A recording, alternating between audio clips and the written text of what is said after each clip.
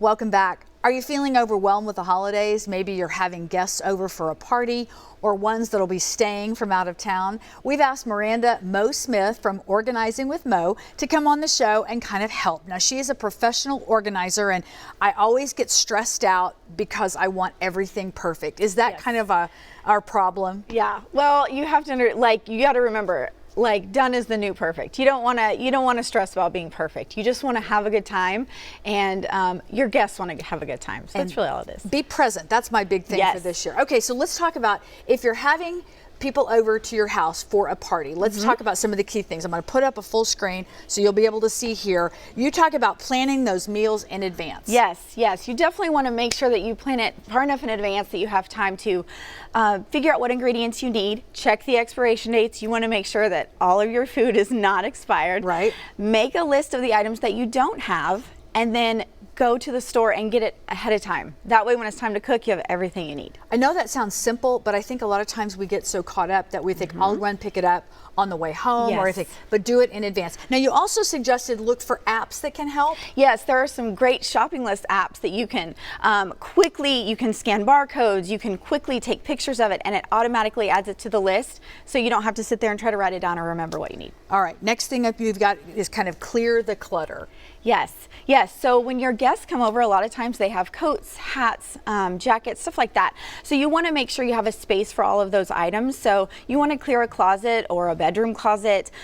Make sure there's plenty of hangers, and you want to make sure that there's also hooks that you can put up on the back of the door that would work perfect for purses, hats, scarves, stuff like that. So you can utilize the entire space for all of your items, guests, and they're not scattered all over the party. Yeah, that's what you said. Use all the space, floor, door, everything. I'm like, yeah. now what? Now how does that work? Oh yeah, but yeah. on the There's door, potential. That makes a big difference. Yeah, for sure. Okay, the next thing we're going to talk about is trash and recycling and all of that. This is something that actually is very helpful, you know, because you want to make sure that there's a good flow throughout the party, that stuff's getting taken out. Yes, so what you want to do, I recommend, is taking out the trash before the party starts. That way you're not doing it mid-party. You're not like, excuse me, pardon me. So that way you can get it done beforehand. You also want to empty your dishwasher so that when the party's over, cleanup is quick. That way you don't have to stress about putting all your dishes away just to unload it. It's already done. And one thing, and this is the recyclable thing, which we've had problems with in the city,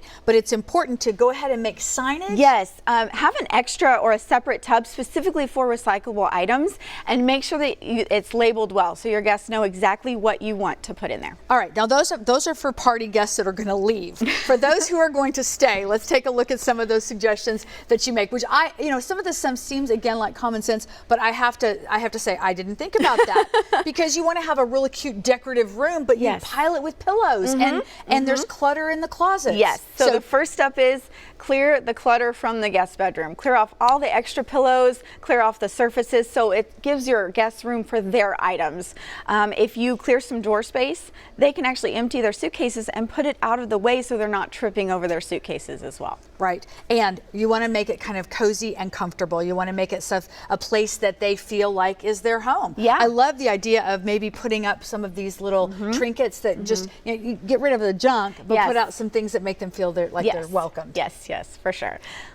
So the next thing too would be you want to make sure that your bathroom is stocked. So you want to make sure you have plenty of toilet paper, towels, washcloths, items like that. You also want to have extra toiletries. Something like this that's setting out or in a drawer is very convenient for your guests in case they forget something. You want to make sure that they have what they need when they're at your home.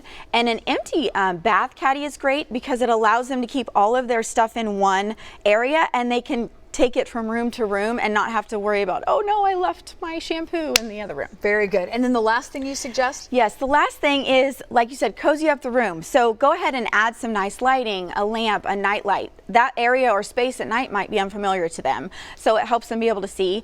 Also, leaving them a basket with items that they might find useful. Kleenexes, you've got Clorox wipes, chargers. How many times have you left your charger at your home?